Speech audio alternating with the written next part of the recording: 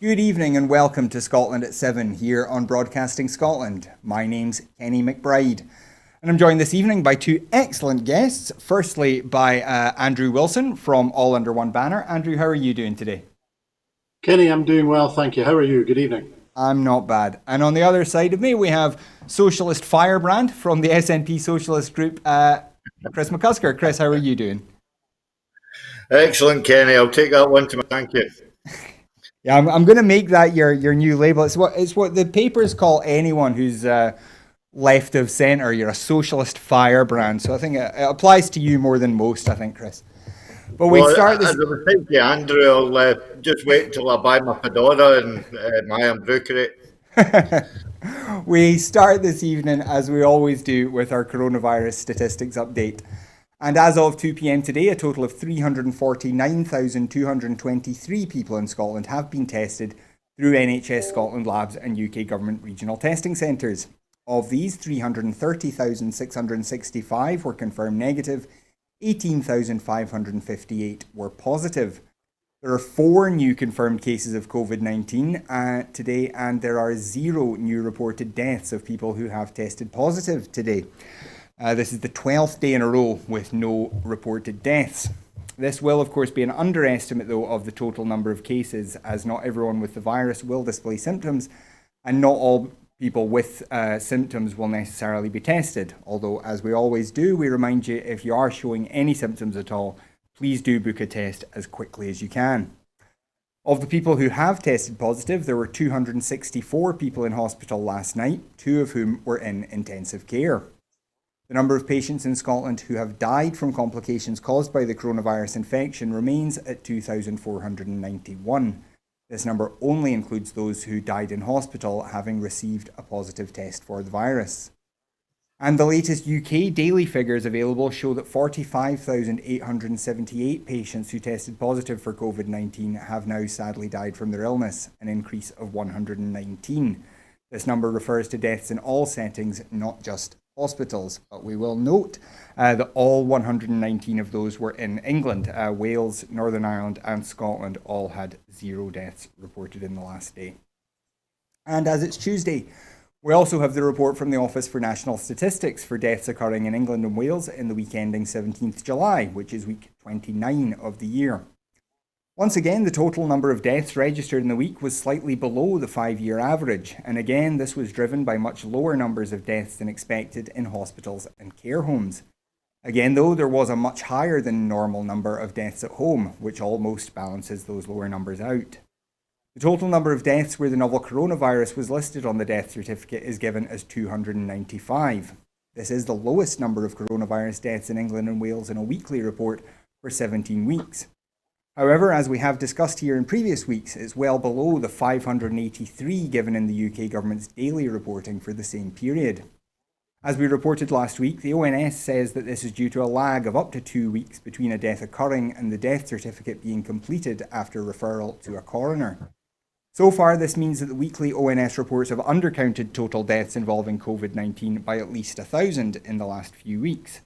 This means that if England and Wales achieve 0 deaths over the next 3 weeks, we would still expect ONS reports to show hundreds of deaths each week. And before we go on, just like to remind you, if you want to join the conversation here on Broadcasting Scotland, you can do so if you follow us on Twitter at BroadcastScot and use the hashtag Scotland@7. That's Scotland, AT, and the number 7. We will be bringing some of those tweets up on the screen, as you can see now, throughout the show. So do please get in touch if you've got any thoughts on any of tonight's stories. Well, we start with a story about Scottish Social Security. And the Scottish Government is to actively inform families that they may be eligible for Best Start Foods and the Best Start Grant. Information obtained from DWP and HMRC will allow Social Security Scotland to identify people who are on certain benefits or tax credits and have children of the right age. Social Security Scotland will then write to an estimated 22,000 families before the end of August, inviting them to apply. The letters are aimed at increasing take-up of all financial support families are entitled to as part of the Scottish Government's benefit take-up strategy, and the wider coordinated approach to helping families who are under even more financial pressure due to the coronavirus pandemic. This important new proactive approach to maximising benefit uptake is a first for Social Security in Scotland. Families already receiving qualifying UK benefits and tax credits will receive these invitations. Those who currently don't receive such support but think that they may be eligible are still encouraged to find out if they too are entitled to access Scottish benefits. And Andrew, turning to you first, this is a real departure for Social Security. Very often we hear people complaining that systems are labyrinthine, they're hard to access, it's very difficult to know what you're entitled to. But here the Scottish Government is trying to encourage people to take up their benefit entitlements. What do you make of this announcement today? Well, I think in terms of the benefit system traditionally across the British Isles, the challenges were that uptake wasn't all that it should have been, and instead, for political purposes, usually Tory governments of the day would make a great show, apparently attempting to reduce what they claim to be abuse and fraud in the system, in circumstances where we know that the amounts of money involved and the amounts of fraud in the benefit system is actually comparatively very small. So, in a more positive approach, which is encouraging from the Scottish Government, having an uptake strategy is long overdue in order to balance out the under receipt of benefits to which people are entitled, and coming at such a difficult time for so many families. These 22,000 families being focused upon and having the benefit of some proper joined up data mining and data activity on the part of Social Security Scotland, I think, is to be applauded, and it's about time too. Mm-hmm. And Chris, as Andrew says, the amount of benefit fraud is often about the same, if not more than the amount of, or sorry, if not less than the amount that people are not claiming that they're entitled to. Do you think this will make a big difference, having the Scottish Government proactively tell people that they might be entitled to something? Yeah, I think it will be great. The Scottish Government tried to do this back in 2017, and it's basically to try and show that the Scottish Government are as an inclusive government. They are making all the right steps to make the benefit system more accessible, with equality in mind. And, again, it comes on the back of the fact that we've had over 10 years of Tory austerity. And now that we have got a limited amount of powers, we're trying to use that to its full potential. Mm-hmm. Now, we do have a somewhat linked story. Funding of £37.6 million was allocated to support people and families on low incomes in times of need in the 12 months to the 31st of March this year, an increase of 7% on the previous year. Scottish Welfare Fund payments included £12.9 million in crisis grants, which is up 24%, and £24.7 million on community care grants. The fund received 296,870 applications for help, with the most common reason families gave being their benefits or other income had been spent, up 27% on the previous year. And Andrew, we've seen obviously the Scottish Government it has quite limited powers over Social Security, but it's spent a lot of that the time and money that it has to focus on some of the gaps in the system. How do you feel Social Security Scotland has looked so far in how it's been rolled out? I think, Kenny, it's very early days, and the organisation will still be finding its feet, and also finding its spirit and its direction as well. Leading large departments and large organisations requires leadership. However, I think the announcements that we've heard this week do indicate that the department is intending to follow government policy in terms of focusing on those where the need is greatest, and I think that is to be applauded. We know that through the ages, as Chris says, of austerity and of benefit porn on some television channels, making light or making hay at the expense of those who are in difficulty and are the least able to support themselves. I think this principled and important approach from Social Security Scotland, if it is followed through on, indicates perhaps a renaissance in that system and perhaps a more positive and inclusive and appropriate way for that organisation to operate for the future.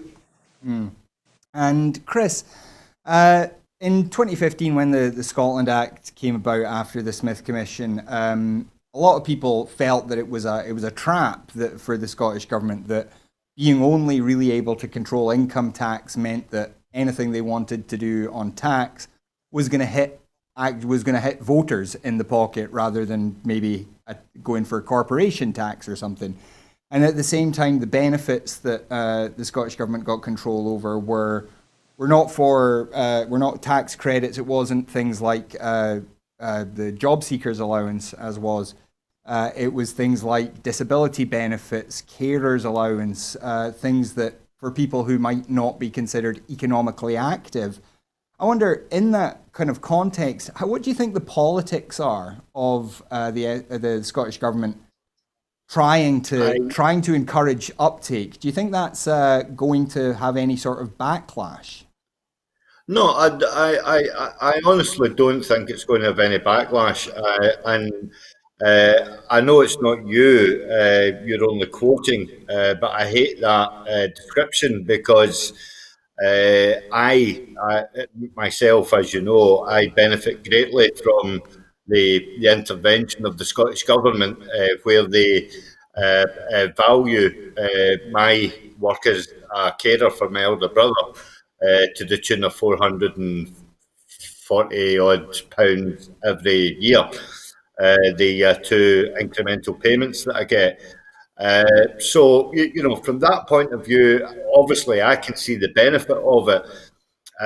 But, the small amount of control that we have actually does show the English government, shall I say, that if we had full control of the powers over the likes of tax and welfare, then we could radically change it for the better and give them a real bloody showing up.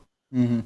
And Andrew, kind of similar question to you. Do you think that first of all, do you think that was one of the goals of the Scotland Act, to kind of force the Scottish government into doing things that might be the right thing to do, but might be politically challenging, given the kind of war on welfare that we've seen over decades from Westminster? And do you think it's working? Do you think it's the Scottish government is winning, if you like?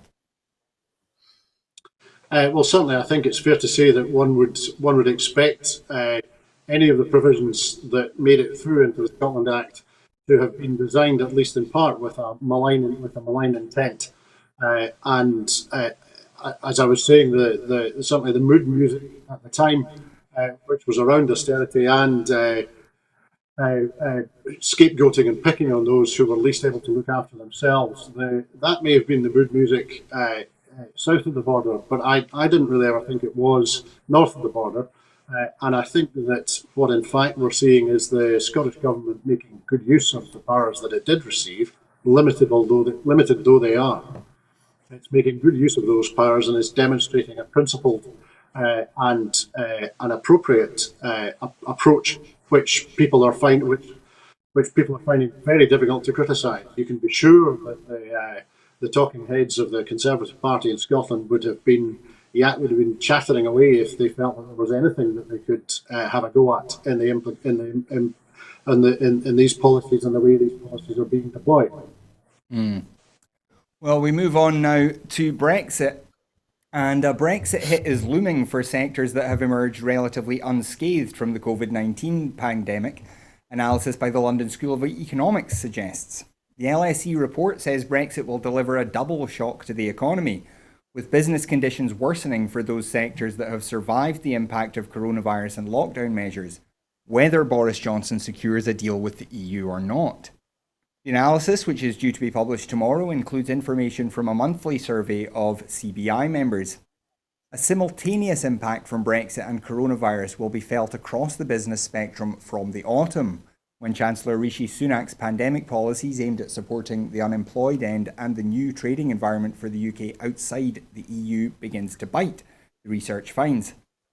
The report notes that the sectors worst affected by the pandemic include hospitality, tourism and the arts, but Brexit will impose barriers on those trading goods or services with the EU, whether it's pharmaceutical companies seeking regulatory approval, banks or services needing to transfer data from servers in the bloc, or car manufacturers and clothes importers being required to fill in customs declarations for the first time in decades.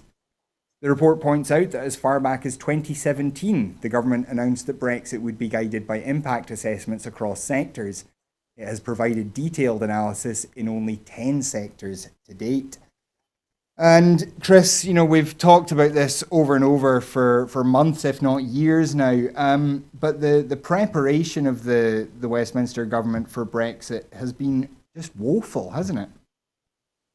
It's absolutely lunacy to pursue this kamikaze approach. Specifically whilst we're going through a pandemic, you would have thought that any competent government would have put the kibosh on the exiting the EU for the period of time that we're having to deal with COVID. That would have been the sensible thing to do. But at the end of the day, we are in a time now where the Tories are still appealing to those bloody-minded people who voted for Brexit, thinking that they were going to be delivered into a land of hope and glory. And now they can clearly see that the grass certainly isn't greener on the shores of Englandshire. Mm. And Andrew, we've talked over and over, as I say, on the show about the attitude of the Westminster government. Given that it does seem like they're heading towards a no deal at the end of this year, or at the very least, at the very most rather, a sort of bare bones deal, how concerned should we be about the lack of detailed preparation that's been done? Yes. I think it's pretty clear, Kenny, that the lack of detailed planning and the lack of time for the kind of preparation, the huge amounts of preparation that that Brexit will require, and the things that have not yet been done, indicate that we are in for a very rough winter.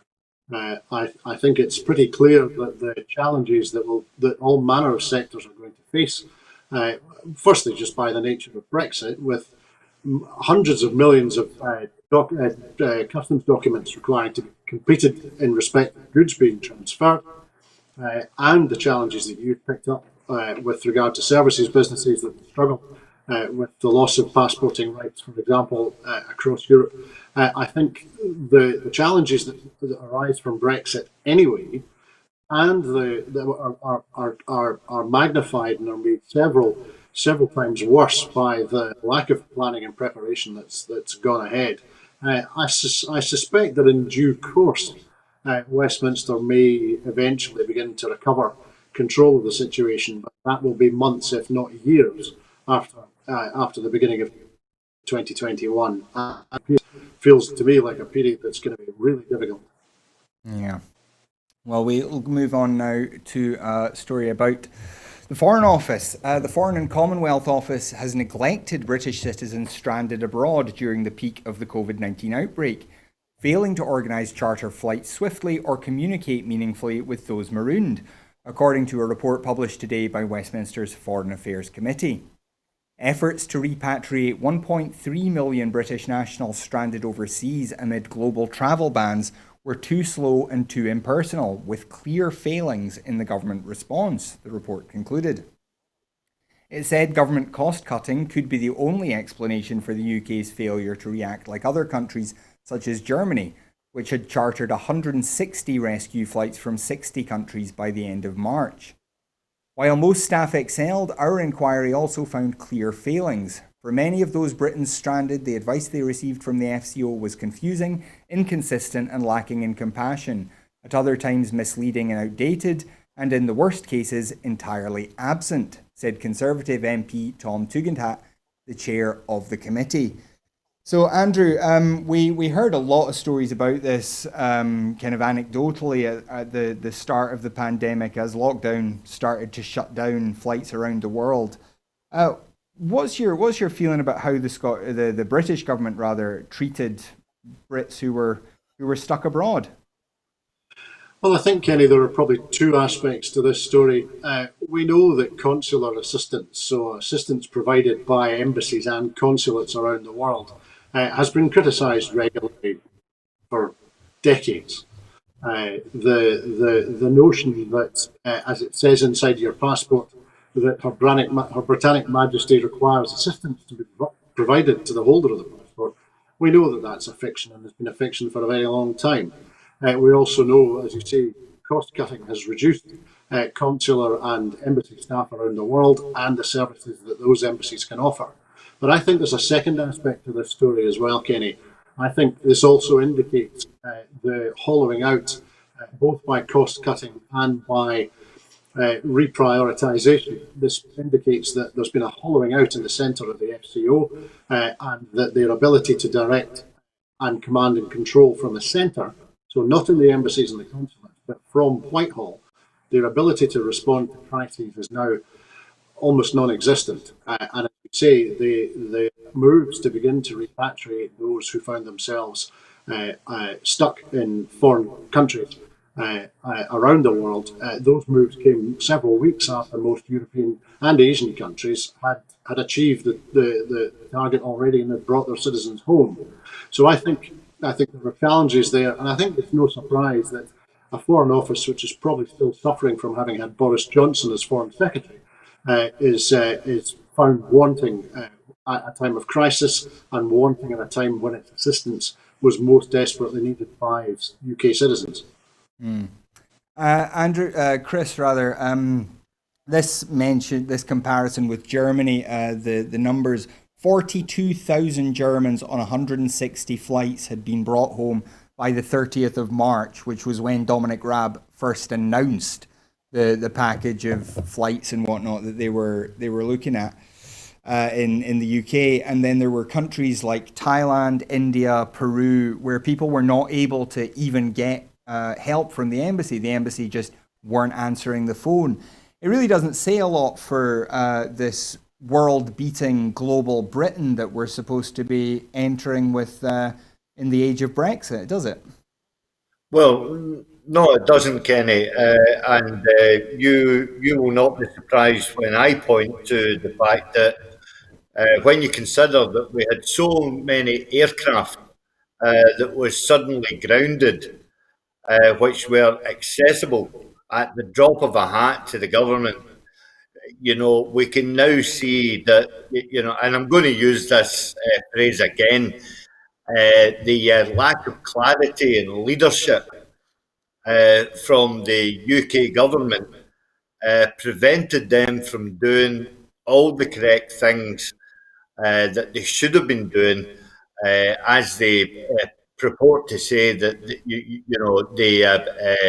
they are the great nation of Britain, and all its incumbents therein are imperial servants of the empire, and we would want to go along and and airlift them out, and some sort of I don't know, something of epic and biblical proportions, and yet Boris Johnson, whilst trying to act Churchillian, is actually acting more like a chinchilla. Yeah, it's. I mean, it's hardly Dunkirk, is it? We move on now to Hong Kong, and the University of Hong Kong yesterday sacked veteran pro-democracy activist Benny Tai from his tenured position as an associate professor of law, in a move he called the end of academic freedom in the Chinese-ruled city. Tai was a leading figure in Hong Kong's 2014 umbrella protests, which paralysed the city for 79 days as demonstrators occupied main roads demanding greater democracy. He was sentenced to 16 months in prison last year for 2 public nuisance offences, but was released on bail pending an appeal, a conviction which prompted Hong Kong University to begin reviewing his position more than 6 months ago. It marks the end of academic freedom in Hong Kong, Tai said on Facebook of the decision by the Governing Council, which reversed an earlier decision by the University Senate that there were not enough grounds for a dismissal. Academic institutions in Hong Kong cannot protect their members from internal and outside interferences, Tai said. Tai was also singled out by Beijing officials earlier this month for his role in helping organise an unofficial primary vote for the opposition pro-democracy camp to select candidates for elections for the city's legislature this year. Andrew, the situation in Hong Kong becomes more and more kind of depressing as time goes on. We've seen, obviously, people jailed for peaceful protests. Now we're seeing academics sacked from tenured positions, which is what tenure is supposed to prevent. The academics are supposed to be able to speak freely. How big a concern should this be as we look at the future of Hong Kong? I think, Kenny, it doesn't come as a huge surprise. I'm pretty sure that Professor Tai could see that this was likely, given the way in which the wind has been blowing from Beijing through Hong Kong for the last few months. So, in his own particular circumstances, it's not a particular surprise. However, it will make life very difficult for him, and that is a reflection of how it is beginning to make life difficult for many Hong Kong citizens in many different ways. The loss of tenure or the diminution of the rights that those who are tenured have, I suspect, would be expected to have begun to see alignment between the way in which it has operated in China and the way in which it's operated in Hong Kong, in mainland China and Hong Kong. So it's not a surprise, but it is a considerable concern, and it's an indication of one of many different ways in which the lives and the rights of Hong Kong citizens are being affected and are being reduced by the current security crackdown. Yeah, and Chris, the Beijing, of course, have said that the reason they introduced the new security law, which has caused so much of this repression in Hong Kong, was because the Hong Kong government wasn't introducing it itself, despite the rule on one country, 2 systems that was supposed to exist until 2050. Without wanting to draw too kind of close a comparison, it's somewhat similar to what we see here with the internal market rules, isn't it? This bigger country trying to impose things on a smaller part of the country that it doesn't want, to a really negative effect on the citizens, isn't it? Yeah, but it's not. It's not just this country that we can see it being replicated in. We also see it replicated in Israel with the annexation of Palestine.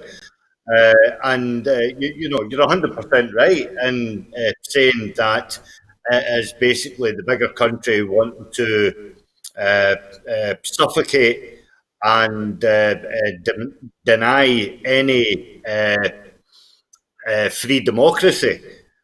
And in the case of Hong Kong, we were told 10 years ago that it would be 50 years before it actually became under Beijing rule, and that was never going to appease the Beijing government. So they wanted to accelerate that, as rapidly as possible. when we look at the situation in our own country with the proposed power grab that is, impending on Scotland, uh, I,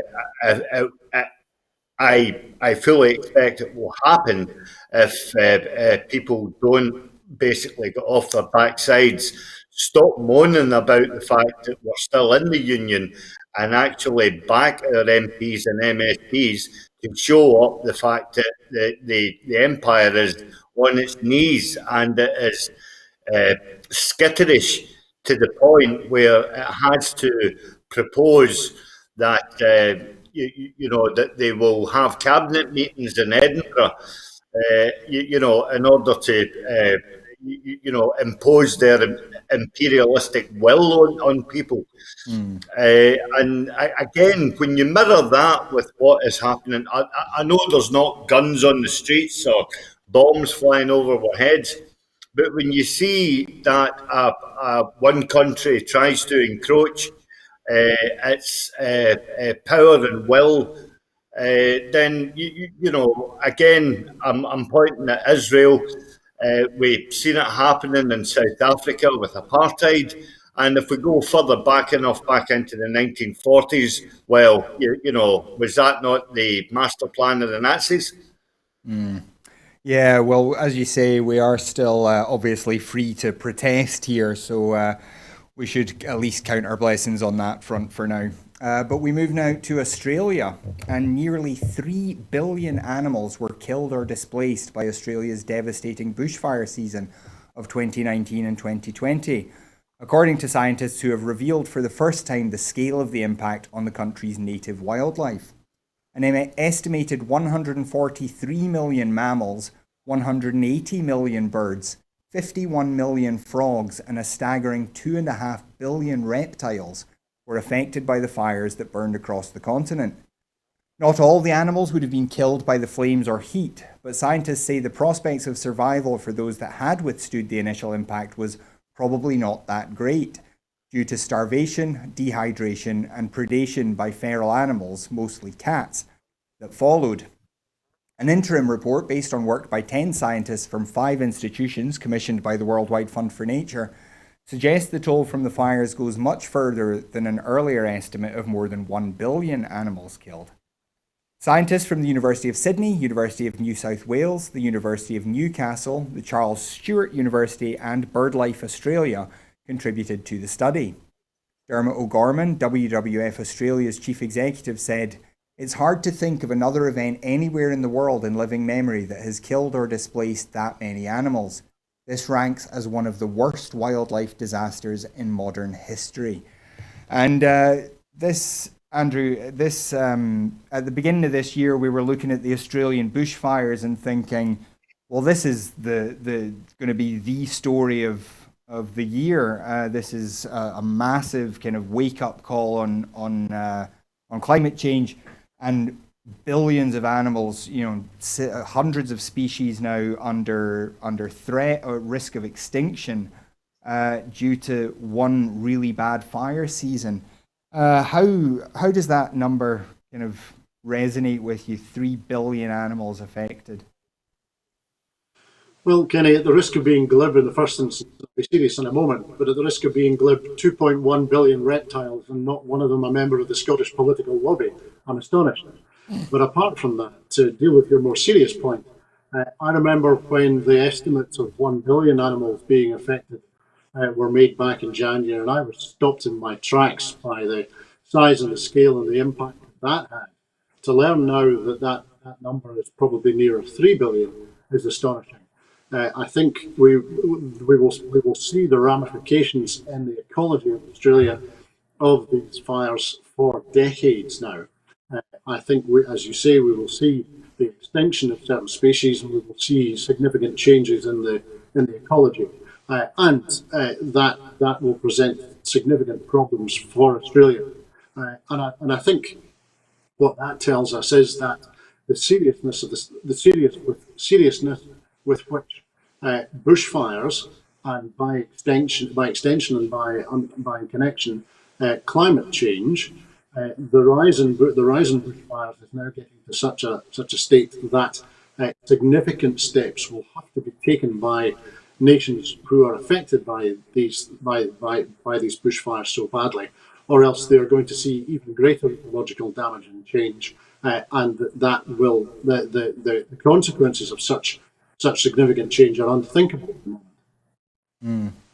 And Chris, we talked a wee bit when these fires were going on, and of course during the major fires going on in California around the same time.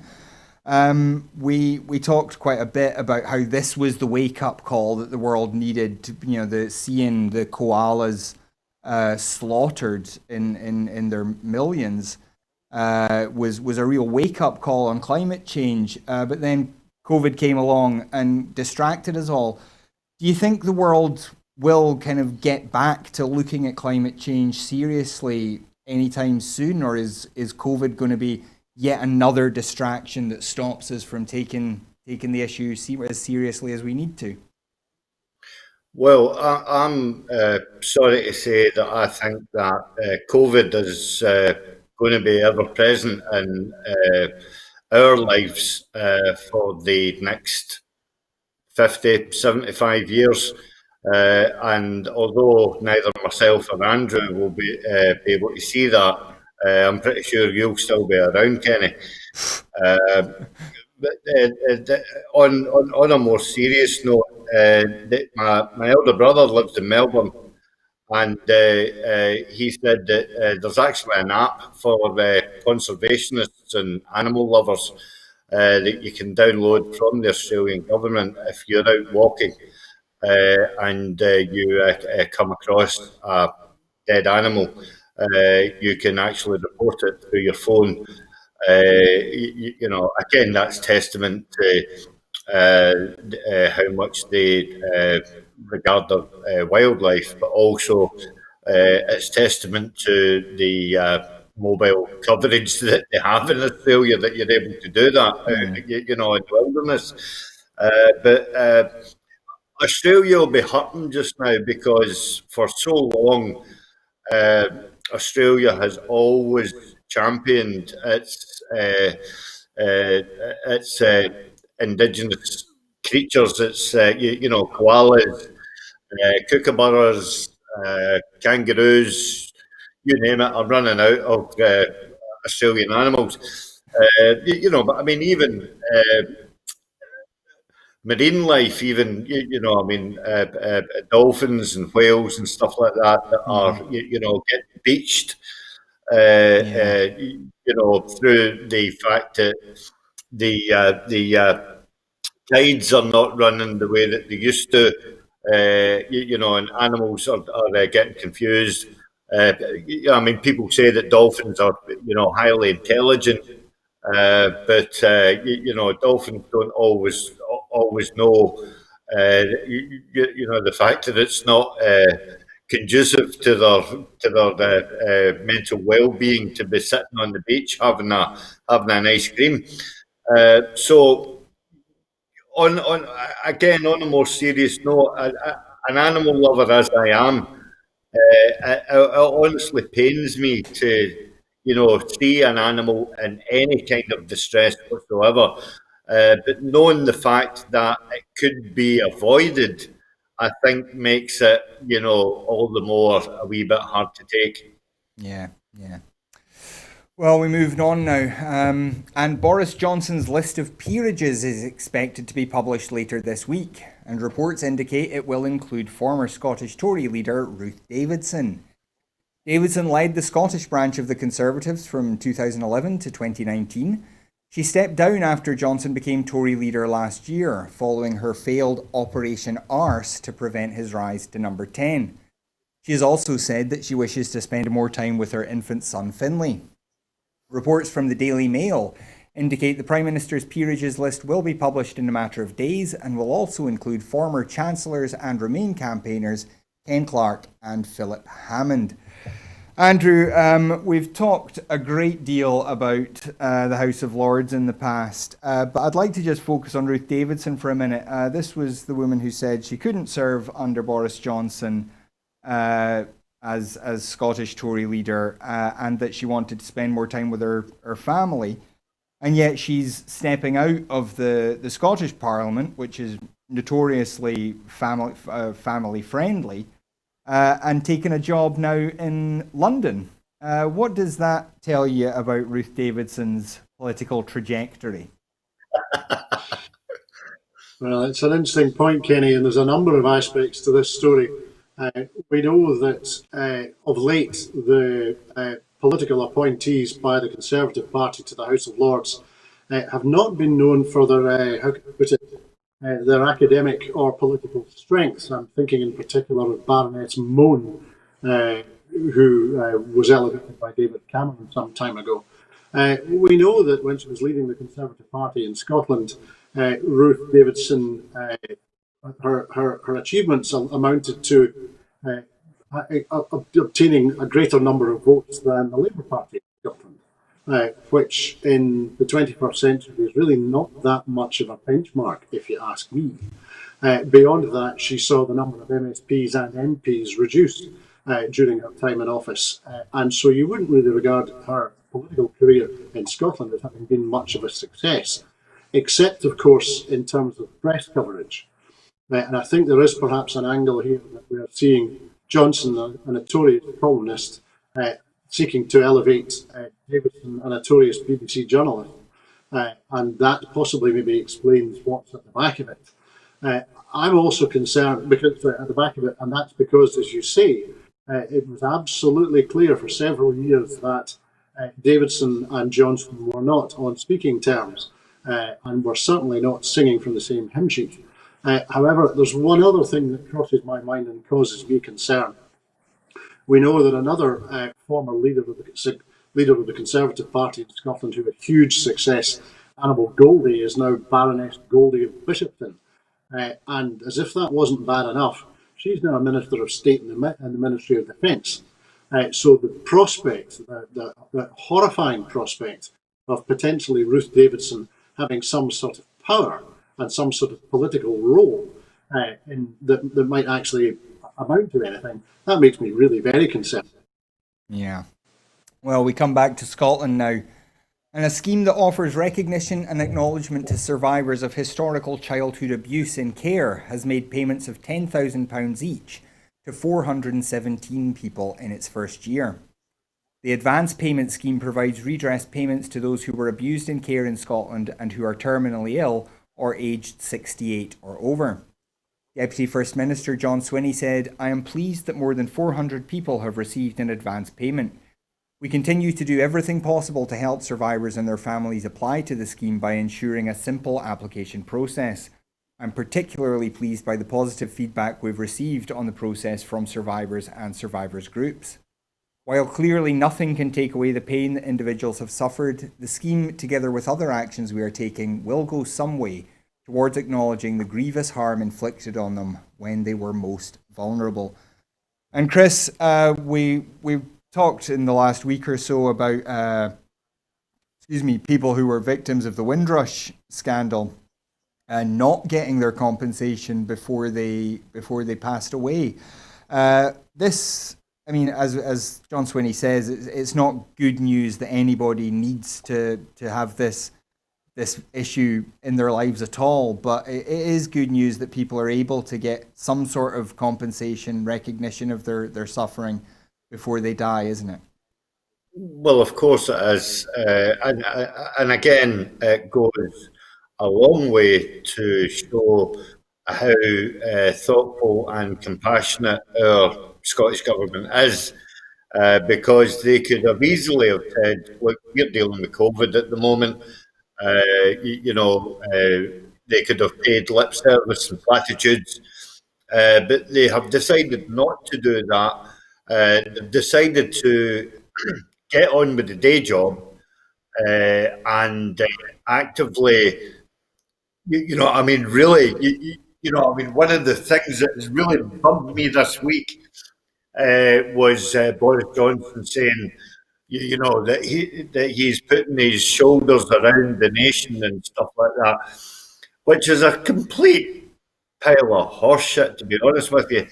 you can actually see that the Scottish Government are doing something to at least metaphorically put their shoulders around people that most need it. Not, just because of, or make great headlines in the front page of the Daily Mail. It is because that they genuinely have compassion and equality at heart. And that's what counts in a government. Because I'll go back again to what I said earlier about, the lack of leadership and clarity that is totally bereft within the UK government under Boris Johnson. This then highlights the fact that the Scottish Government are capable of dealing with, the pandemic, and we're also capable of getting on with the day job and not just, whining about independence and, this, that, and the next thing. I mean, if you count the amount of MSPs and the amount of MPs that we collectively have together that can work on those issues, whilst Nicola concentrates on COVID, then Scotland's a lot better off than what England actually makes out. Well, speaking of plans to improve Scotland, plans to decarbonise Scotland's rail passenger services by 2035 have been launched by Transport Secretary Michael Matheson today. The Cabinet Secretary was speaking during a visit to ScotRail's Shields Road electric fleet depot, where he unveiled Transport Scotland's rail services decarbonisation action plan. The plan is part of the Scottish Government's commitment to decarbonise passenger rail services and continue to reduce carbon emissions across the board.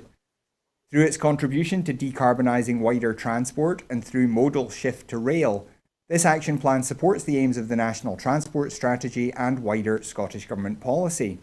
It also seeks to remove diesel passenger trains from Scottish services and secure significant benefits for rail freight over the next 15 to 25 years. Preparatory work for the first electrification projects on the East Kilbride and Barrhead lines is already underway, with Anniesland, Maryhill and the Borders routes also being progressed. Early work has also begun to assess how intercity routes can be tackled to inform delivery programmes and funding decisions. Andrew, we've heard a lot about the Scottish Government's ambitious targets on decarbonisation. Sometimes they've been criticised somewhat for a little more lacklustre delivery. How do you feel about this announcement about decarbonising the rail network?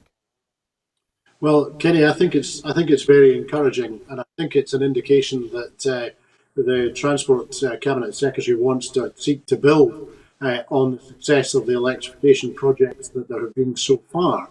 The electrification of the main line between Edinburgh and Glasgow has been a huge success and demonstrated before COVID struck just how successful projects like that could be. Now, that project wasn't without its challenges, but they delivered, and the new rolling stock was operational, and the service is much improved and will improve further. So I think that's important that it's demonstrated that the advances in other mainline services, I suppose you would principally be thinking of from the Central Belt, from Stirling to Inverness, as mainline services, how much they would benefit from electrification programmes. I think there may be a little bit of a challenge. If I'm correct, I think Network Rail are in the middle of their spending window. Like most infrastructure organisations, they operate 5-year plans. And I think we're in the middle of Control Period 6 for National Rail. So making significant changes to that spending window and those spending plans may be difficult.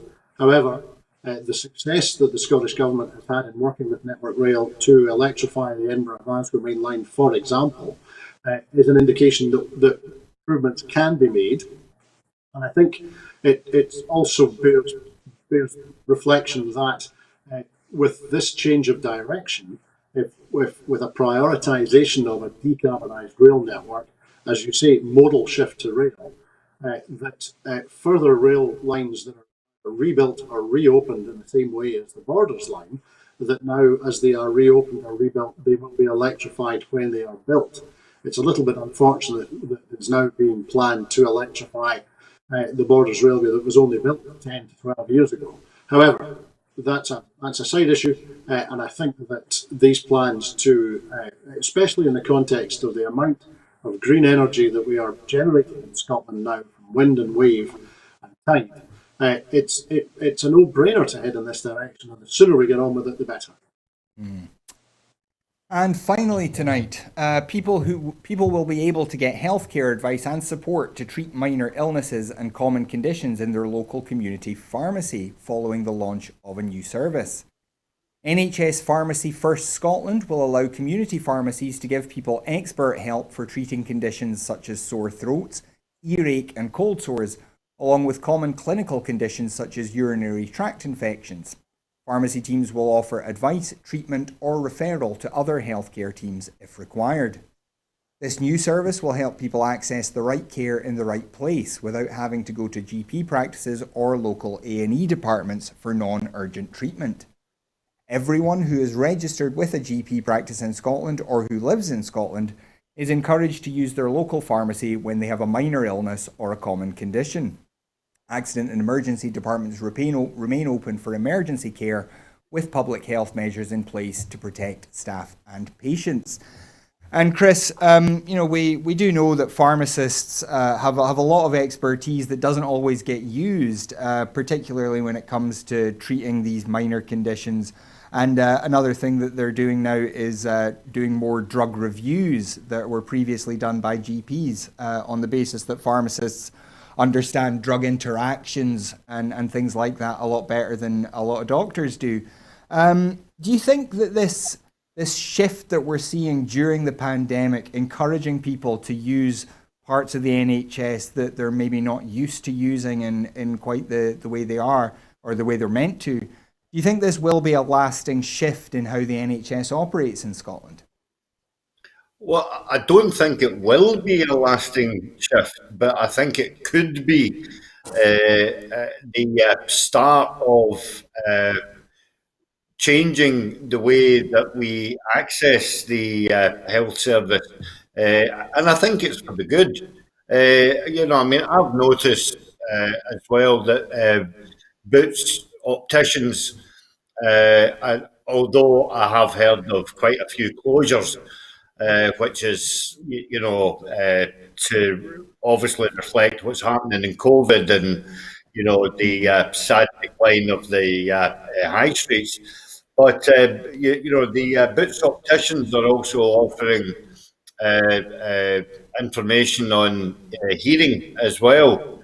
So, I mean, if you had a shop that was ENT, like ear, nose, and throat, and then as well as your eyes, it could become a kind of a one-stop shop for minor day-to-day ailments. Yeah, I know.